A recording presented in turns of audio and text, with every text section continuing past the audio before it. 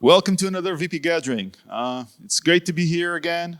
It's great to see all you guys, a lot of repeating people, a lot of new people as well. So great to see you guys here. I hope you're gonna have a really great time. I'm Carlos, this is Joey, and we're just gonna be going over a couple of different things, just a welcome saying things, etc. The reason why we do this is quite simple. We strongly believe that the European community needs to develop a bit this knowledge and skills. We believe that this is really important for us as researchers and students in our educational track. So that's why we're doing this. We don't have any monetary funding. We made a profit this year, yes, 250 euros. So that is. We had a lot of good sponsors, including some research projects. Thank you very much for that. So today we're going to be discussing a bit of why we're doing this, why we're looking at this. The main thing is to create the community, to create the embedment of virtual productions in the European productions and try to support that role within the education side, the research side, but also the industry side. And that's our connection to you guys. We always try to aim as education, as a support. We try to focus very high on creating value. That's how we create and learn. So that's what we'll try to tackle. Is always big challenges, and this is just another one. So I hope you have fun. I would like also to present and introduce our research team. We are here, but there's a big team behind us that is helping around doing all kinds of things. So today is also a big day for us because we have a research accreditation day. So two things in one.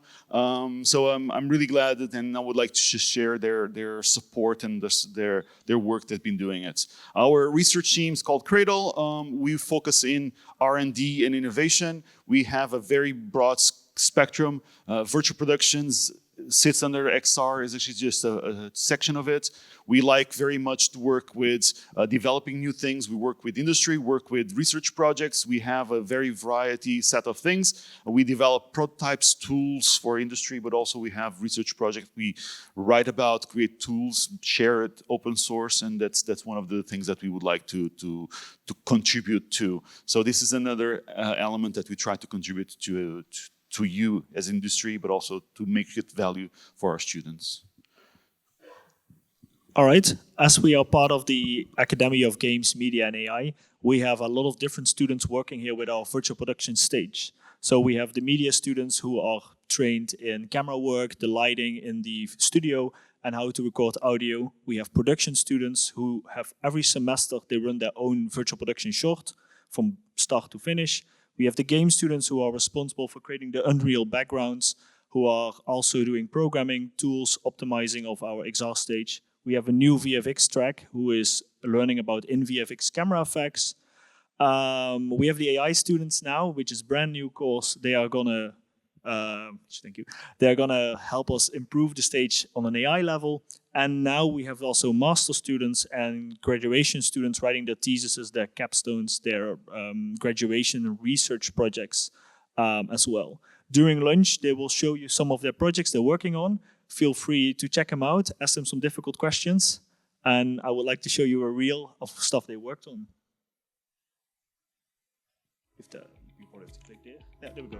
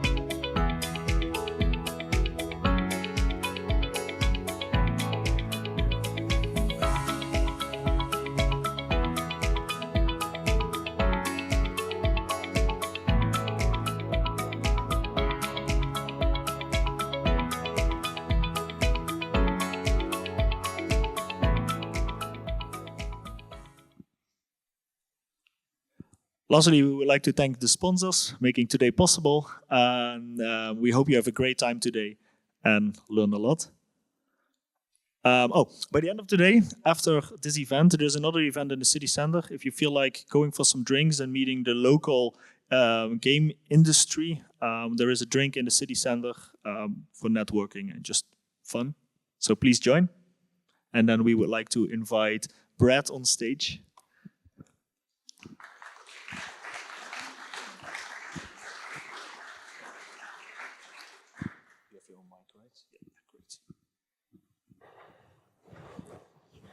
All right, I think I'm live. Nice. So warning, I get very click happy, so I might have to rewind sometimes when I start madly clicking away. But thank you, good morning. Thanks to Carlos and the team for inviting me over, and thanks to everyone here for coming along. What I'm sort of looking at trying to do this morning, I'm going to try to sort of look at the big picture of virtual production. So I'm sort of giving you a bit of the TLDR. LED volume shoots that have sort of become the driver of awareness of virtual production are one little piece of virtual production, but there's a whole mass of other processes that can be leveraged under that same umbrella. And that's one of the things that I sort of want to have a little bit of a look at. And we've got some other great presentations coming today that'll probably deep dive into various parts of that. So let me see if I can get my clicking right. Yes, okay. So just quickly about me. Basically, I've done lots of stuff over lots of years, but came from Australia originally, worked in sort of feature film, TV, theme parks, all the VR, AR things. And I've been lucky enough to sort of move around the world and live and work with lots of different people, which is great about this industry. I had my own company, IO Entertainment, at Pinewood Studios for a number of years. And then most recently, I was head of virtual production for the UK for The Third Floor, sort of the leading visualization company for feature films. Previously, I was at DreamWorks, Double Negative, Frame Store, and directed a CG animated series in Germany many years ago. I'm a member of BAFTA, where I cover cinematography, VFX, and games, and also a member of the British Film Designers Guild, which in the UK covers production designers in the art department. My sort of key focus at the moment is not so much production and shot focused, but more looking at the tools and processes. So if there's a creative project of some kind, could be feature film, could be a game, could be an experience, whatever it might be. If it's a creative project that's levering or could lever technology, then I'm working with people to try to work out the processes and tools. And as part of that, there's a lot of consultation with people in those industries and communities to find out what is it they're actually trying to do and work out solutions. This is a bunch of stuff, some of the things I've worked on over the years. Hopefully one or two people might have seen. But again, because I've got a lot to cover, I'm going to keep moving through, not talk about me. So what I wanted to just sort of quickly address at the beginning, I don't know if people are familiar with the hype cycle, but this is a term that's sort of used to talk about the adoption of new technology. The Gartner group, I think, might have even have this sort of thing trademarked. But basically, we've got time running along this axis, and I'm sorry to introduce a graph so early in the morning. Visibility, enthusiastic, sort of enthusiasm, adoption is vertical, but basically this is sort of the curve for new technologies of awesomeness. Think metaverse, think AI, think virtual production. It comes out the tech, it's going to change the universe. Then people go, this is rubbish, actually. And then with more realistic expectations over time, it starts to get picked up and it's actually really, really useful and it's adopted. And I think it's good too, because virtual production, it's had a little bit of this. 2020, we're all in lockdowns everywhere around the world, but there was some whispers coming out of California. They're doing some really cool stuff. You got to see this thing. Then off the back of Mandalorian, we had all these awesome videos and behind the scenes things with everyone saying, you can do anything. You can turn up and you can be anywhere in the universe and at any time of day forever, without really going into all the work that needed to be done in order to achieve that. Lots of big productions got shoved into mega volumes that were block booked for months on end without a great plan, and it didn't go quite that well for a lot of them. So 2022, off the back of a lot of those, there was quite a bit of pushback, and we slid into this, what they like to call the trough of disillusionment.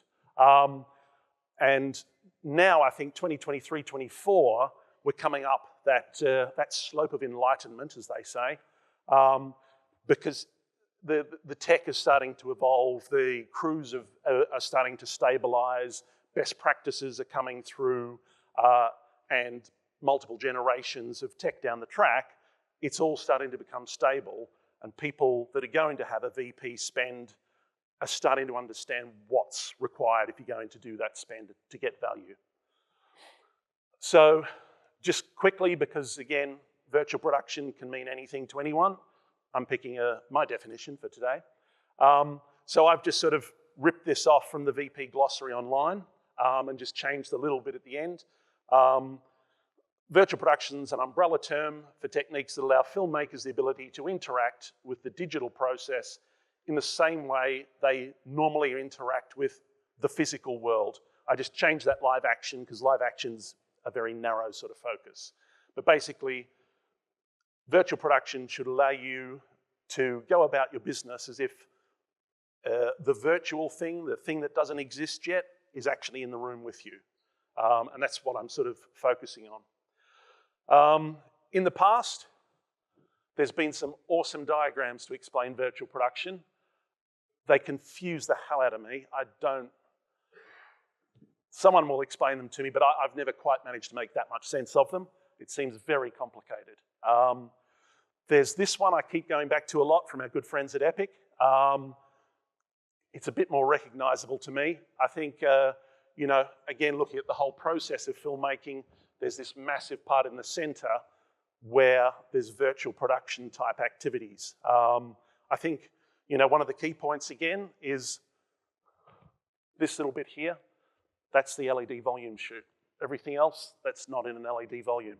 But everything's connected. I think one of the concerns has been from a production manager and producer perspective has been this big circle where you think you've got to the end and you can sign it off and the spend's done, but apparently you can be back here and the spend just never ends. And so again, that's part of the process that's been a little bit scary and confusing. So what I like to try to do is just go back to the sort of filmmaking process that if you looked it up 40 years ago, if you looked it up 20 years ago, it's pretty much the same thing. It's simplified, but it's pretty much the process. Development, pre-production, production, post-production, and distribution. As a general description of filmmaking, that kind of works. It's generally linear. People want to start there and end there. They don't expect to end back there. So what I wanted to look at then is, for today, how does virtual production as a process, where does it sit in there? It kind of should sit everywhere. And this is a different version of sort of the Epic one, but with, for me, a much more comfortable line that goes that way. And one of the things, again, sort of looking at this, there's our in-camera VFX LED volume, and various processes that some people might pick up on in talks today. But I think what's of interest with the experience I've had and a lot of conversations post-2022, the volumes provided a key sort of driver, a reason why productions were saying, we're going to do some virtual production, whatever that is. But off the back of that, we're finding that if you're going to have a spend to build some kind of virtual world or scenes or assets that's going to be used in a 3D sort of LED volume shoot, then the big thing now is, that's come off the back of that is, if you're going to spend that once, who else is using it on the film? You don't want to pay for these assets once and they never get used for anything else. And what we've tended to find with the sort of the VADs, the virtual art departments that suddenly became a thing, a lot of the use cases actually sat around here in pre-production. And it sort of tips things on its head a little bit, but it shifts the sort of discussion around virtual production to, I think what everyone's agreed is important, that virtual production doesn't start there. If it's going to work there, then it needs to have been planned here. And if you're planning it there, then you can use it for a lot of other purposes. You spend once, you get multiple returns on it. And that's a much better sell to when you're presenting a budget. So I just want to sort of dive into some of these use cases there. Let's have a look. And again, sort of looking at the spend on that. This is the pyramid of money. And again, just sort of traditionally, as in the last 2 or 3 years, when VP turned up, it was attached to VFX, because they're the CG guys with the computers. They produced VADs that were either part of VFX or kind of bolted onto VFX. But the spend was sort of on VFX, CG, etc., was, huge in post, substantial in production because you're running the volume, but there was very, very little in pre-production. And the discussions over the last years, especially coming out of the production designers and some of the people who've been a bit frustrated with the virtual production process, are sort of proposing this is where they think things will go in order to get better bang for your buck, basically, and to get better creative results. It's not a law of the universe. It's just a lot of people are sort of proposing this model more.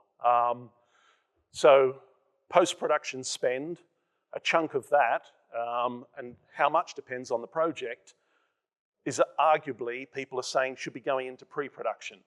The VFX spend that was traditionally sort of spent in post, again, if you're building all these assets, you're getting them on camera, then the logical argument from people analysing the film industry or for people who are part of pre-production is they're the ones who build the world, design the world, control the world, and they run all the pre-production planning and construction sort of processes. Surely that's the natural home. So it's an ongoing conversation. And again, just sort of going back to it, this is not exhaustive. There's more ways you can use VP, but there's only so much screen space here. But again, just highlighting that area there is the one where there is so many ways to use the one. If you spend $100 on a VP asset, then there's many ways you can extract more value out of it in pre-production. So I'm just sort of wanting to go over some of these processes a little bit. Again, some of the other presentations will probably jump into these a bit more. Rule of thumb, of course, usually if we've got AR, augmented reality, Pokemon Go basically, the theory is you're trying to look at something where you've got a camera feed and you're popping a CG element into it. So I'm here with my iPad or whatever. I can see you guys in the room. There is no robot standing in there, but on my iPad, I can see the robot. So if you're at a location and you want to see elements that don't exist there yet, AR is your friend. VR, it doesn't matter where you are. You can be there. You can be in your office. You're basically bringing an entire CG world either into a headset or onto a device of some kind. But yeah, VR, usually remote, not sort of location-specific. AR, you want to see stuff where you are. So virtual location scouting, cheap version is Google Earth. You can just zip somewhere, have a little bit of a look around. If you've captured a location from a scout, via various methodologies, you can have a really, really accurate exploration of that, either by yourself or with a team, to look at how a shoot might work at that location. Do you want to shoot at that location? AR Location Scout is usually when you go there on a tech recce or a scout. Again, if you've got an iPad or something and you're doing a VP spend, then you might have pre-built robots, creatures, vehicles, proposed sort of buildings that will be added into this location. And you and your team can walk around, drop stuff in, maybe move it, maybe scale it, take screen grabs, take videos, but everyone can get a look at what will be the final version of this location on film. VCam, virtual camera, that's again usually done as a VR process where you've got, again, something like an iPad. You can have something much cooler, maybe operated by a camera operator with the director. You're looking around in a virtual copy of a real or imagined world, but you're looking through a lens, looking at potential shots and angles and layouts. AR, VR Virtual Set Scout, that's when you're going to build something. As distinct from location, maybe that's going to go on a sound stage. So, you know, if this was our sound stage, then we could basically drop a copy of our proposed set into the space, lock it as to where it's going to be built on the day, and start walking around looking at it, discussing it with people in the team, get feedback, look at logistics, can we get access, you know, where's it going to top out, how are we going to get the lights in. You can do the same with virtual set dressing. You can start talking about what's going to be physically built, what will be CG. AR construction viz, same thing, but now you've got the construction crew with you. You can drop a virtual copy of the whole building. Normally, of course, you've got tech drawings and maybe some renders and maybe tape on the floor and some cardboard boxes. But with construction viz, you can walk the construction team through and see what the set should be like, and they can call out any problems. Location shoot planning, again, virtual environments. AR VFX preview, you're on set, there's blue screens, or there's going to be CG creatures or extensions or something, and you can again get an iPad or a headset, and people in the crew can look around and see what VFX will be putting in later, so they understand eye lines or how awesome is it, how big is it, etc. I won't go into the costume, hair, and makeup viz because we've got limited time. We can talk about that separately afterwards. I think I have to click this manually. As I say, let me see if I can. I'll just leave that running. So obviously there's some dependencies for some of these processes. So location scouting and shoot planning, you've got to capture that environment somehow, and you probably want it better than Google Earth. So traditionally you could LiDAR, you could you know, take photos and look at them on iPads back at the office. These days there's multiple apps that sort of have a new version of the photogrammetry process that produces a slightly different type of 3D world. Gaussian splats is what they sort of call them at the moment. Effectively, you're kind of doing a type of video photogrammetry process, but it's building point clouds. Scanniverse is just one app. They've just announced in the last couple of weeks, you can process them not in the cloud, which you used to need the cloud. It will now do it on the device itself. But you can see what you get is a nice 3D asset. That's a lovely bike sculpture, but it could be this space, it could be an exterior. That can be opened by anyone on the team in a web page, and they can spin around, zoom in, and talk about things. It's a better version of a photo on an iPad. So that's a virtual production process that anyone on the crew can do with an app on their phone. It's really useful. So that can sort of drive these processes. Now, AR Location Scout and the AR VFX preview, I'm only going to touch on this tiny moment because I think probably Joe might cover a bit more of this later on. This is an app called Cyclops running on an iPad. What we're looking at here, and I'll play a little bit of it, again, we're going to build CG extensions into our shooting location or our set. What will it look like? So,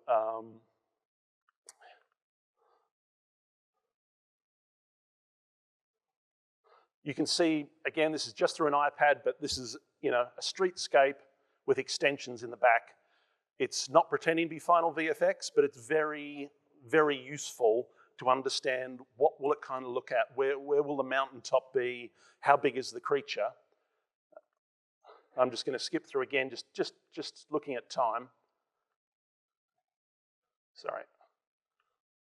Told you I get a bit clicky. And I'm notorious for being really bad at trackpads. One more go. Okay. Yeah, I think my trackpad foo is not working today. Anyway, that's Cyclops. There's a couple of other shots in there. This is an example, again, looking at Cyclops, and just Google it and wait for Joe's presentation. That's an old copy. He's got probably some sexier versions. When you're working with partners like Third Floor at certain budgets, they have all sorts of cool toys to help out.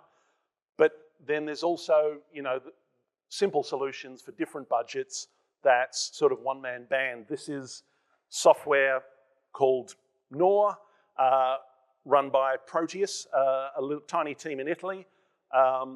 This runs with one laptop and a Quest 3. Again, I'm going to see how much luck I have with trying to individually play these. This is good enough. So this is a preview of an art exhibition that's going to be done in this space. None of the artwork exists. It's all empty. But what they're doing is visualizing where all the artwork will go, how it will look. It's massive. It's many, many rooms. But this sort of visualization is the same thing production designers do. But it's this point that we should look outside just the film industry to find out what are other people doing. It's basically the same task. So they can preview what, they're not going to have CG elements, they're actually going to have those physically located there, but they can shift them around, change the order, keep walking the space until they're happy, and then especially if they're dealing with very expensive pieces of art, they come in, they put them up once. The insurance company will be much happier than if you get everything in and then you just start moving it around. Accidents will happen. Another example down here, which is similar use case. Again, I might be able to control the timeline. I might not. I'll just talk over it. This is just simple kind of previs overview for some trucks in a crash. Sitting on the tabletop, so you can discuss what the shot will be like, looking at where the blue screen will go. The rest is a physical location. And then this is sort of the AR preview of it, so you actually go to where the shot will occur, standing on a balcony at a set of apartments, and then you can see the overlay of all of the physical location. You take that away, and now you just see what you'll be doing on the day and what might be CG. The blue screens will go in. Maybe one of those cars or both of the cars are real for a while, and then they get CG takeovers. But that allows you to visualize, plan. And again, nothing here is saying this is pointless unless we have an LED volume. It's all part of the process. We can just keep leveraging things. Just sort of, again, having a look at some of the other components, the AR, sort of the set scout and the construction viz. This is a tool that we had at Third Floor when I was here, based on something I built at IO Entertainment back in, I think, 2016 for the first HoloLens. Similar idea again. You can create desktop models of either a shooting location or a set design. The difference being that the production designers really enjoy is that you can then blow that up to real size and actually walk around it with multiple people. What we liked about the HoloLenses, as distinct from a Quest or even the Vision Pro from Apple, you can actually see people's eyes. You can see their faces. You can see how the communication's going. Those weird fake eyes on the Vision Pro, they don't tell you how the communication's going. You can see someone's got eyes. I'll see if I can jump ahead. No, okay. Again, what we've sort of got in there is the ability, as you saw, to blow it up real world. And again, when you go to a sound stage, you usually do what they call as the tape out, where you block in what the set will be, and then you take the crew around and talk about how awesome it's going to be. But they just see a bit of tape on the floor and they have a drawing. With systems like this, you can walk around and see the whole thing. And what is key about it, people have psychological reactions at that point. So then the director or someone might say, this feels a little bit sort of oppressive in this area. Can we open stuff up? You can't get that from a render on screen or a drawing or some tape on the floor. So people start to get reactions before there's a physical build. That's much cheaper. Again, just with that idea of looking outside the industry. This is from a company called Argyle. They work in construction. They suck in CAD data, BIMs, so all of the metadata about every element of a building.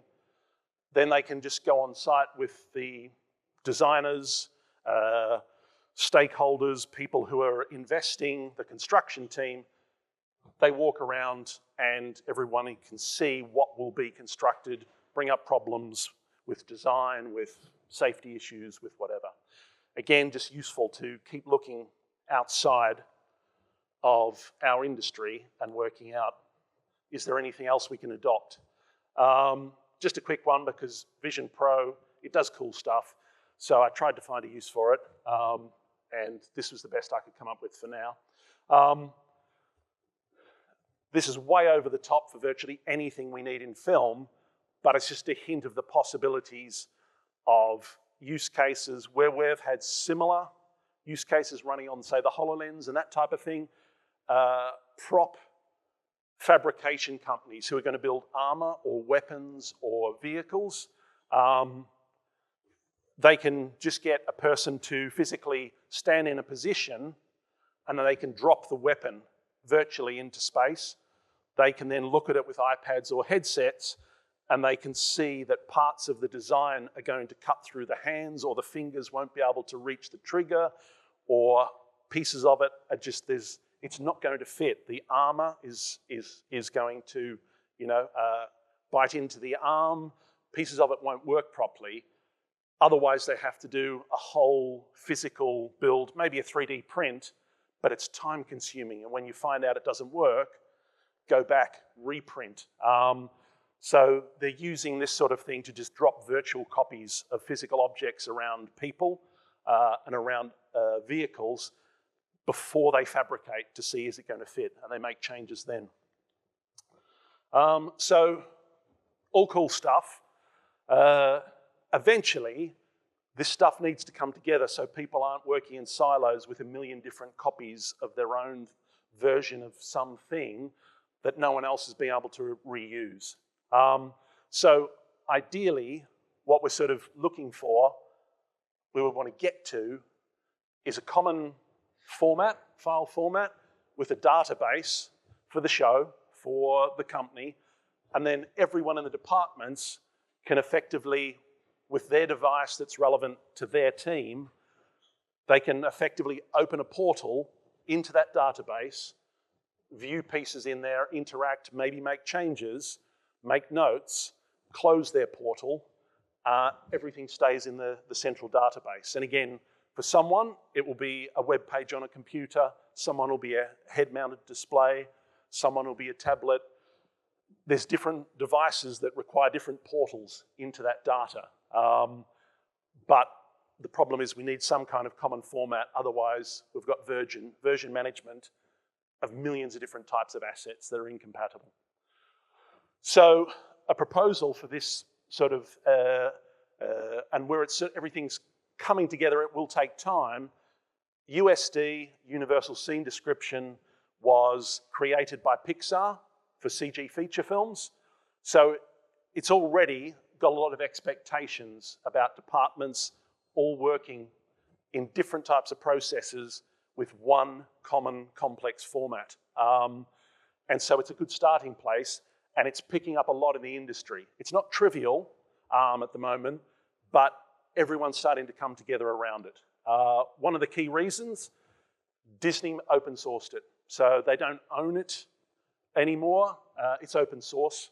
There's an open source group for that with members from WPP, the biggest creative agency in the world, Intel, Side Effects, Houdini folks, Meta, Intel, our friends from Epic.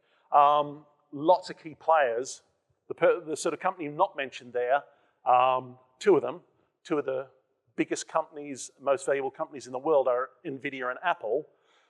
A couple of weeks ago at GTC, NVIDIA said they're going to put a dedicated app on the Vision Pro using Omniverse, which is their software ecosystem that sits on top of OpenUSD.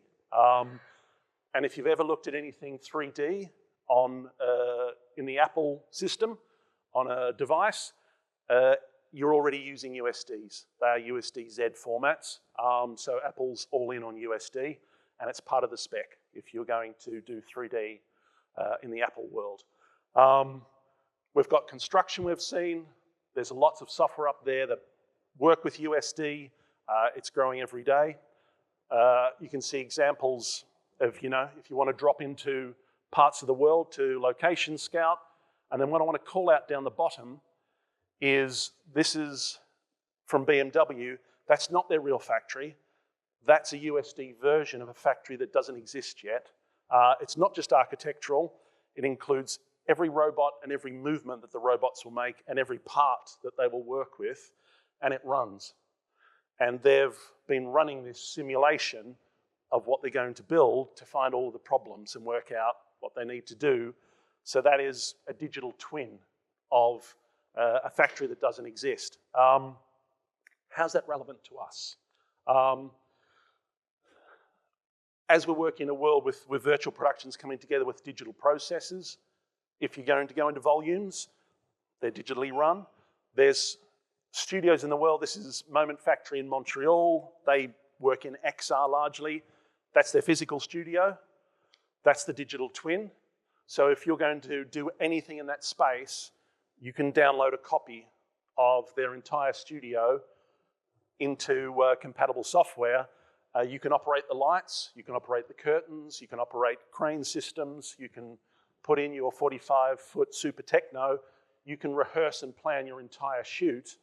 And if you're interacting with some of their equipment, you can save what you've done and take it with you on the day. So the time, the expensive time, but potentially where you're in a volume, you're in an expensive physical location, you're just executing. There's no surprises because you've already worked in the digital twin of it. You've recorded all the things that worked well, and you can go there and know that everything is going to behave exactly the same. So sort of looking back to that world, putting the pieces together, that's our same diagram, but just making that point that, potentially, not right now, it's not trivial, but we're sort of converging on this idea of a USD-based asset kind of database that's full of all of these sorts of locations, prop sets, vehicles, all digitized. All the departments able to dip in and out through whatever their chosen portal is. Again, it's a lofty goal. It's not going to happen overnight, but inevitably, we're going to end up in something like that. And in the meantime, there's little ways to do bits of it, depending. Smaller budgets do smaller pieces. So I just want to sort of circle back on that for what we're sort of trying to talk about what virtual production should be from a financial and creative sort of perspective if you integrate it from early pre-production. So the way I sort of look at it, and coming out of conversations I have with a lot of people in the industry, when integrated from early pre-production, virtual production is a process for exploration, visualization, planning, and execution of creative ideas. That's what it is.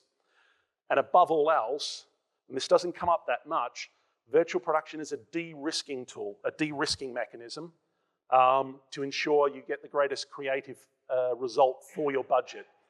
De-risking is not normally something we hear a lot about outside financial circles, but in production, it's obviously about decreasing the risk of problems, surprises, and wasted money at the point where it's costing a lot per minute. Wherever in your production the cost per minute spikes, that's the high risk scenario. So you want to make sure you've prepped so that you're not wasting a lot of those really expensive minutes. And so again, just looking at virtual production as this big umbrella that I sort of teased at the beginning, how best can we look at using it is with looking at VP as a de-risker by allowing creative collaborators to answer questions, and that's what that's really good at, is answering questions more quickly and effectively via the visualization and the creative exploration of this idea, that idea. That's where you can really get a lot of extra value, and the people who are looking at budget presentations start to get happier when they hear this sort of stuff. So what I sort of tell people in discussions that we're having, to think about the questions that the department or the team, because it could be a tiny team, it could be a massive team, heavily hierarchied.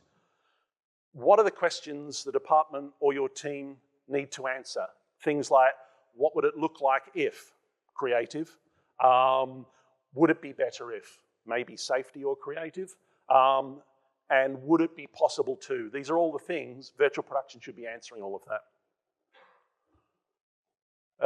So again, we shouldn't just be focused on what are people doing on Mandalorian.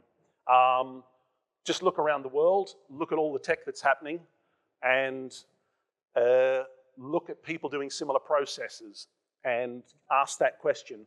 If we had accurate digital copies of places, equipment, etc., how can we achieve more for the budget we've got?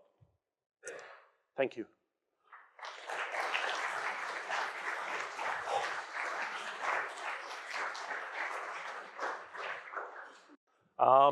And I'll just leave this up. There's some interesting stuff there if people want to have a look at. The top one got really, really good, sensible info about VP, deep stuff. And Janneke Mikkelsen down the bottom, Danish cinematographer who learnt and made up her whole VP process herself. She's awesome, and her posts are awesome.